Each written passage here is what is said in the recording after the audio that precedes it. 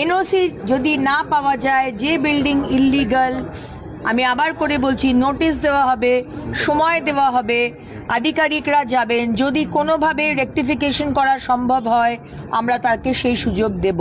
কিন্তু এই রকম বাড়ির মতো যেখানে সিঁড়িটা এত সরু যে দুটো লোকও দাঁড়াতে পারছে না, এবং যে অ্যাক্সিডেন্টের জন্য আজকে এই মালিক দায়ী, এই লোকগুলো মরলো এই মালিকের জন্য, সুতরাং এই বাড়ি তো আমরা রাখতে পারবো না। দিদি, শহরে এমন অনেক বহুতল আছে যেগুলো নির্মীয়মান, সেগুলোকেও যথাযথ নিয়ম মেনে হয়নি। ডিপার্টমেন্টকে বলেছি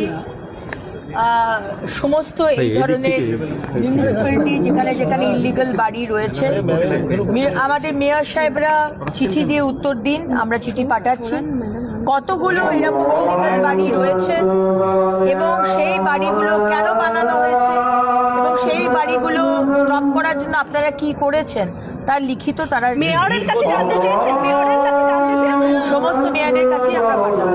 ম্যাডাম, দীর্ঘদিন ধরে এটা চলে আসছে, মানে একেবারে উদাসীন ছিল তারা, দেখতে পাচ্ছি না এরকম। না, উদাসীনটা আসলে যখন টাকা চলে আসে তখন উদাসীন হয়ে যায়।